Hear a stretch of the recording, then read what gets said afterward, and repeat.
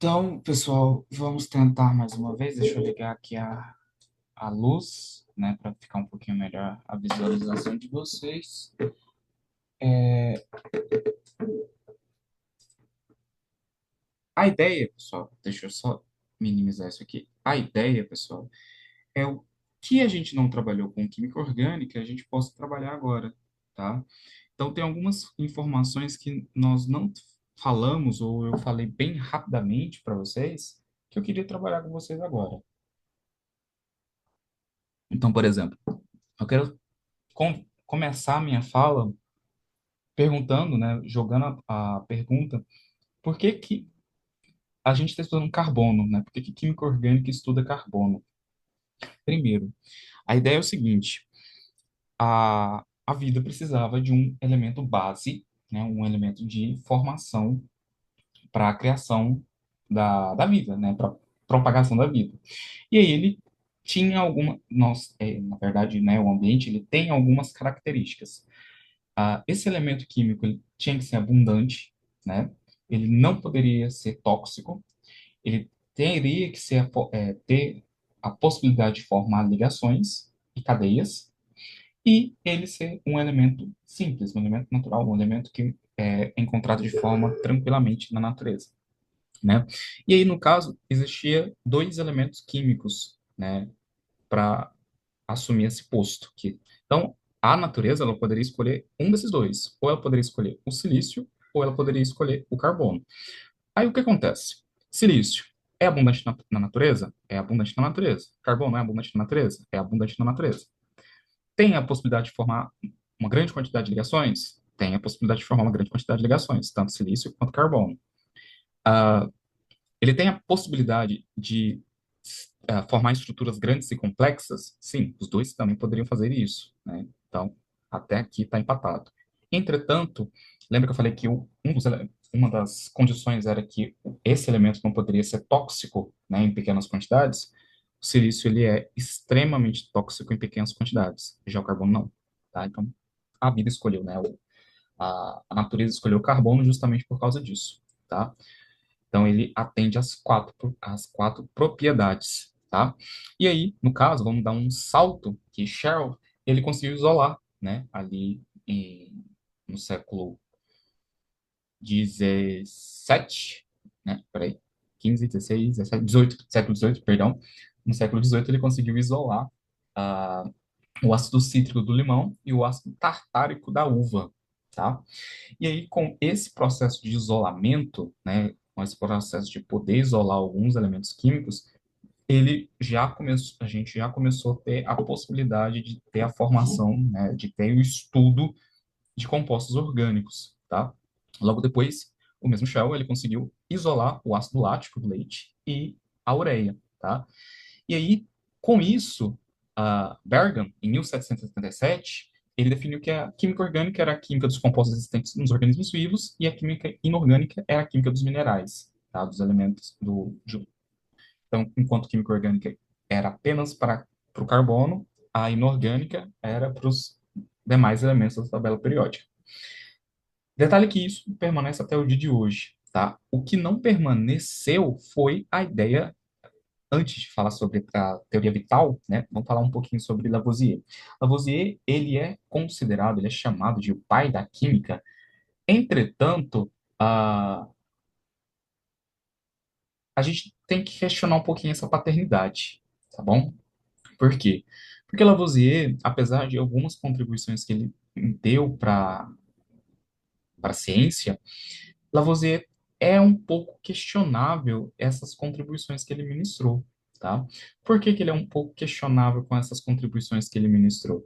Por causa que ah, alguns pesquisadores tinham chegado a, a mesmas conclusões, só que, entretanto, todavia, porém, Lavoisier lançou de uma forma, assim, muito mágica os trabalhos dele, né, primeiro do que de outros pesquisadores.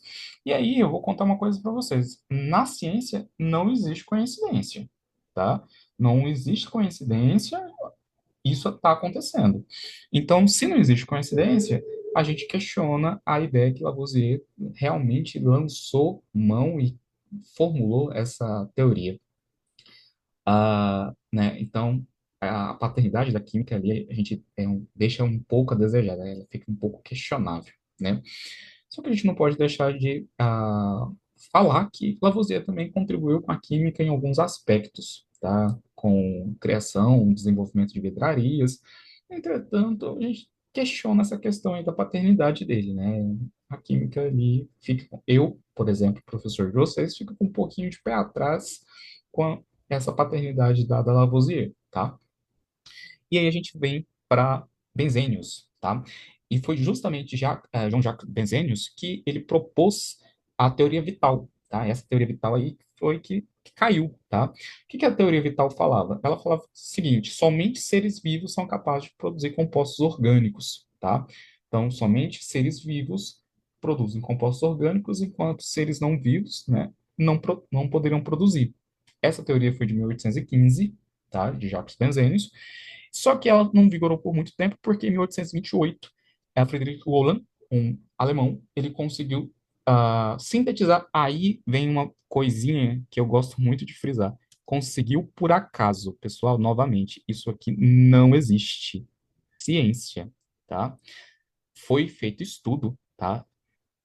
Pode ter sido o estudo mais simples do mundo, mas houve um estudo, tá? Para ele chegar a uma conclusão, para ele chegar a um desenvolvimento de uma teoria, não foi por acaso. Não caiu a informação, Vozes do Além, né, a Convenção Anual de Vozes da cabeça de Euler, não formulou isso, tá? E a teoria da força. Então ele estudou, tá? Ele propôs alguma coisa, igual a ideia de Newton, tá? Que é muito difundida, falando assim: Newton estava debaixo de uma macieira e a maçã caiu na cabeça dele, e do nada ele começou a formular as três leis de Newton que rege a mecânica clássica. Não, gente, ele estudou, ele foi o pai do cálculo, ele desenvolveu todos os processos mecânicos ali que nós utilizamos até hoje. Então, houve sim estudo, houve sim formação, né, de conhecimento. O que a gente faz é apenas, por didática, falar uma coisa que, infelizmente, está errada, não está correta. Então, Friedrich Euler, ele conseguiu sintetizar a ureia, que é uma substância orgânica, a partir do cianato de amônio, tá? Que é uma substância inorgânica. A partir desse processo, tá? Ele conseguiu organizar, né, ele conseguiu organizar alguns aspectos. Um deles é teoria da força vital não existe, tá? Eu consigo sim produzir uma substância orgânica a partir de uma substância inorgânica, tá? E aí, Kekulé também tem uma outra história muito interessante, que Kekulé, ele é um químico que estava estudando um determinado composto, só que ele não conseguia organizar esse determinado composto, né? Não conseguia montar a estrutura desse determinado composto. E aí, num sonho, segundo, né, conta-se a lenda, que num sonho, Kekulé, ele conseguiu, ele sonhou com uma cobra mordendo o próprio rabo, ele falou, tá, essa vai ser a estrutura do composto que eu estou, né? Novamente, não é por acaso, não existe nada por acaso. Kekulé, ele estudou, ele formulou, ele propôs estruturas, mais estruturas até chegar à estrutura do benzeno que nós conhecemos, né? Um anel aromático, né? Um anel com 6 carbonos, com 3 ligações duplas alternadas lá dentro, tá? E aí, a definição que Kekulé propôs é utilizada até hoje, né? Que fala que química orgânica é a química que estuda compostos de carbono, tá? E como que esses compostos de carbono estão na nossa vida, tá? E o que é o carbono, né? Então, o carbono, ele é um elemento químico com o símbolo C, onde na sua camada de valência existem, né, a presença de 4 elétrons na última camada dele. E aí a gente entra, né, a gente faz um pequeno parêntese e a gente entra naquela questão da estabilidade eletrônica, como que os átomos, né, vão chegar a uma estabilidade eletrônica. Chega-se, que é a teoria do octeto. Então, chegaria a uma estabilidade com 8 elétrons, a última camada de valência. Entretanto, são pouquíssimos os elementos químicos que chegam a essa estabilidade apenas com 8, tá? Outros elementos químicos podem expandir a camada do octeto, tá? Então, não vamos fixar a nossa cabeça nisso, tá? Tem sim outras formas de você chegar à estabilidade. O carbono tem essa propriedade de chegar à estabilidade com 8 elétrons, ou seja, 4 ligações. Ele é um ametal, tá? E ele realiza 4 ligações covalentes, ou seja, essas 4 ligações estão ocorrendo um compartilhamento de elétrons. O que que significa esse compartilhamento de elétrons? Significa que existe ali uma possibilidade dos elétrons estarem ora em uma determinada parte da ligação, ora em uma outra determinada parte da ligação. Então, eles estão se movimentando ali na ligação química, tá bom? E a gente entra aqui na questão de que o carbono é um composto tetravalente. Tetravalente, 4 ligações, tá? Essas 4 ligações são ligações covalentes, tá? Então, no seu estado fundamental, ele pode realizar 4 ligações, sendo elas 4 ligações simples. E aí, o mais interessante é o seguinte: eu não estou com o meu modelinho aqui, mas não tem importância. Quando eu desenho, né, e vocês também desenham no caderno, a ideia que vocês sempre fazem é isso aqui, né? Carbono fazendo isso aqui, as 4 ligaçõezinhas assim em formato de cruzinho, né? Só que não. Aqui, isso aqui é bidimensionalmente, tá? Tridimensionalmente é como se fosse o seguinte: eu tenho uma pirâmide, como se fosse uma pirâmide, né? Imagina o seguinte: seria mais ou menos isso aqui, né? Uma pirâmidezinha, onde eu tenho uma ligação apontada para frente, 2 ligações no plano e uma ligação para cima. Ou seja, imagina uma pirâmide, tá? Peraí, eu tenho uma pirâmide aqui. Imagina não, vamos ver uma pirâmide.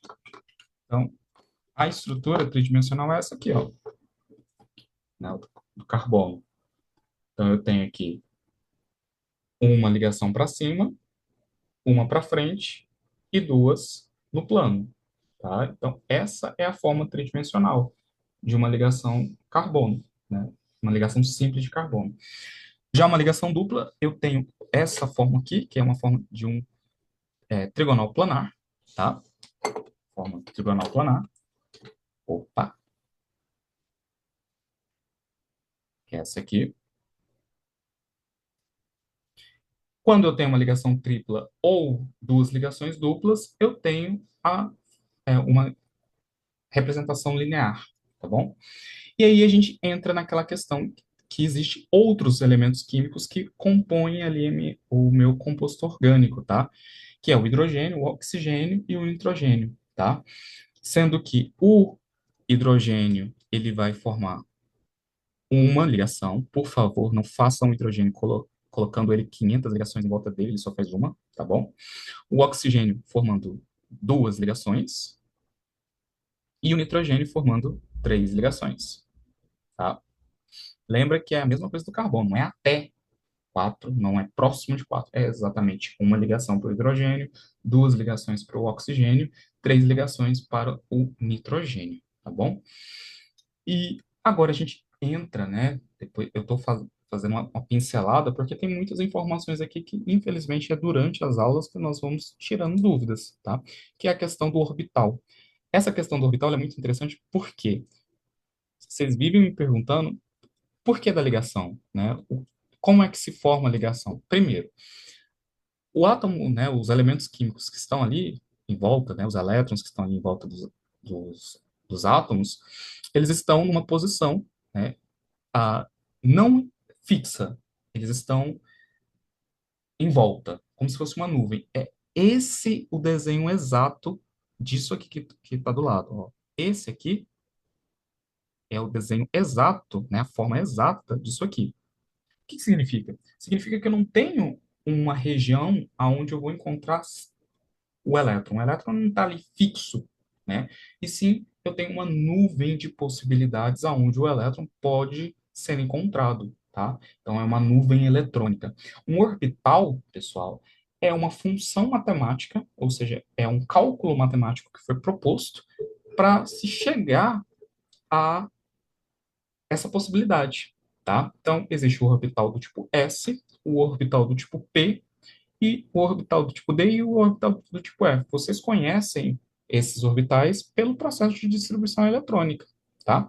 E aí, quando vocês viram esse processo de distribuição eletrônica lá atrás, provavelmente o professor ou a professora de vocês não explicou o que que significa isso. E eu explico agora que um orbital, que é aquela distribuição eletrônica, nada mais nada menos era as possibilidades de onde eu poderia alocar os meus elétrons, tá bom? Então, deixa eu mostrar como é que é um orbital do tipo S, tá? Um orbital do tipo S é um orbital esférico, que é esse aqui, ó. Deixa eu até trocar agora a cor da caneta, colocar ela preta. Então, um orbital do tipo S é um orbital esférico. E esse orbital esférico ele tem a possibilidade de abrigar até dois elétrons. Sendo que os outros orbitais que a gente trabalha, que é o orbital do tipo P, ele tem a possibilidade de cada alter, ou seja, cada balãozinho desse aí, não, eu vou utilizar o termo balãozinho, mas não é, é cada arranjo desse aqui, ele tem a possibilidade de abrigar um elétron ali dentro, tá? Sendo que quando eu unifico esses orbitais do tipo P, parece uma florzinha, tá? Então, o orbital do tipo P, ele pode estar na posição X, Y e Z. O que que significa isso, professor? O que que significa essa questão posição X, Y, Z? Deixa eu mostrar para vocês. É isso daqui, ó. Eu estou falando para vocês que o orbital ele também está numa posição tridimensional, tá? Então, quando eu estou falando que o orbital está na posição X, ele está nessa região aqui, ó.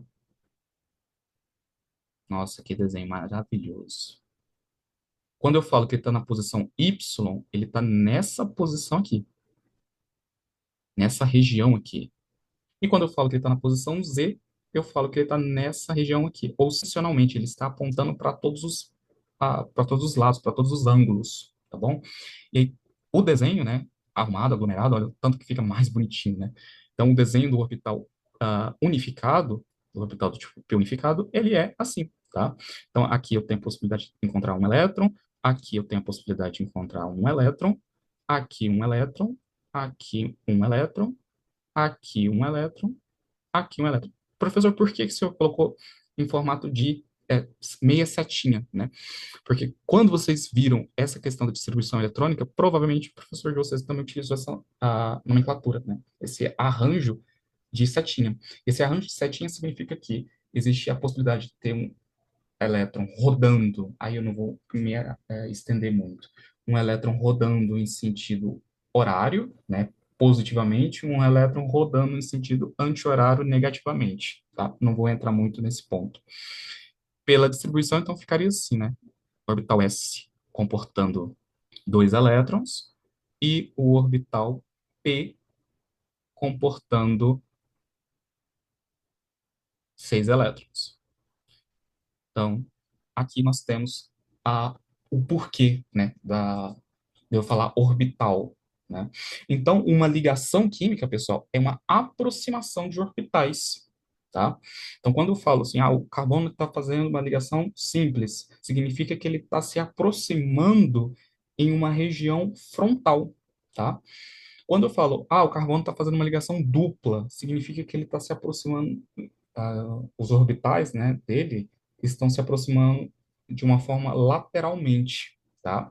Pela lateral ou paralelamente, tá? A ideia que eu falei, né? Por que que a gente coloca duas setinhas, né? Uma para cima e uma para baixo? É pela forma de rotação que o elétron pode ter. Então, o elétron pode rodar positivamente ou negativamente, sentido horário ou sentido anti-horário, tá? E aí a gente entra na questão de ligação sigma e ligação pi, tá? O que que significam cada uma delas? A ligação sigma é uma interação com orbitais do mesmo eixo, tá? Ou seja, na mesma posição. Quando eu tenho uma ligação tipo pi, significa que eu tenho aproximação dos orbitais de forma paralela, tá? Eles estão paralelos um ao outro, tá? Então, essa interação, né, ela vai acontecer, tá? E ela pode acontecer com os carbonos nessa posição, quando for a sigma, tá? Sendo que pode ser dois orbitais do tipo S ou dois orbitais do tipo P, sempre frontalmente, tá? Sempre no mesmo eixo. Quando acontece a interação de forma paralela, né, em eixos paralelos, aí nós temos uma ligação do tipo pi. Aí, isso aqui, no caso, seria a interpretação, né? Como que seria a formação de uma ligação sigma. Então, observa que eu tenho dois orbitais S, tá? Cada um deles comportando um elétron, E aí, quando eles se aproximam, eu tenho, percebam que é no mesmo eixo, né? Então, quando eles se aproximam, formam uma ligação sigma, tá? Já a ligação π, ela pode acontecer sigma e π, tá? Então, aqui seria uma ligação simples, aqui seria uma ligação dupla, tá? Então, na ligação dupla, observa que eu tenho esse orbital aqui, deixa eu mostrar, não dá para ver com essa tinta, deixa eu trocar. Observa que eu tenho esse orbital aqui e esse orbital aqui. Quando eles se aproximarem, eles vão estar se aproximando de forma no mesmo eixo, ou seja, frontalmente. Ou seja, a primeira ligação que foi formada é uma ligação simples. Agora, se eu tenho a, a aproximação desse orbital aqui com esse orbital aqui, eu tenho uma interação lateral, paralelamente. Ou seja, aqui eu tenho uma formação de uma ligação π. Então, aqui seria, por exemplo, uma representação de um carbono formando uma dupla ligação, tá? Sendo que a primeira ligação é uma ligação no mesmo eixo, de forma paralela, de forma frontal, sigma, e a segunda é uma ligação lateral-lateral, π, tá? Que é uma aproximação paralela, tá bom? E uma ligação tripla é a mesma coisa, tá? Ou duas ligações duplas é a mesma coisa. Então, a gente tem sempre que lembrar, aproximações frontais são aproximações que vão gerar ligações sigma, aproximações laterais, paralelas, vão gerar ligações π, tá? E aí, nós temos essa possibilidade, tá? Paralelo, paralelo, frontal, frontal. E aí entra a questão da hibridização, tá? O que que é uma hibridização? Um carbono puro, ele não faria quatro ligações, ele só poderia fazer duas ligações. Então, ocorre um processo de mistura de orbitais, tá? Mistura-se o orbital S com o orbital P, e aí eu tenho a possibilidade do carbono formar as quatro ligações que ele forma, tá? E aí, um carbono que está fazendo apenas ligação simples, ele tem uma hibridização, uma mistura de orbitais, um orbital S com três orbitais P, tá? E aí ele pode fazer quatro ligações. Depois a gente pode até falar sobre essa questão de promoção eletrônica de uma forma um pouquinho mais competente, tá? O formato que ele tem, esse formato triangular aí, um tetraedro, tá? Então perceba que ele é tridimensionalmente, ele não é bidimensional, né? Não é uma cruzinha, tá? Quando eu estou falando de uma hibridização sp2, significa que eu tenho um orbital s e dois orbitais p sendo misturados, tá? E aí, quando eu tenho essa mistura, eu tenho a possibilidade de formação de uma ligação dupla, tá? Lembra das aproximações, paralelo, paralelo, frontal, frontal. Sendo que a primeira ligação vai ser uma ligação sigma, ou seja, uma ligação simples, e a segunda ligação vai ser uma ligação dupla, tá?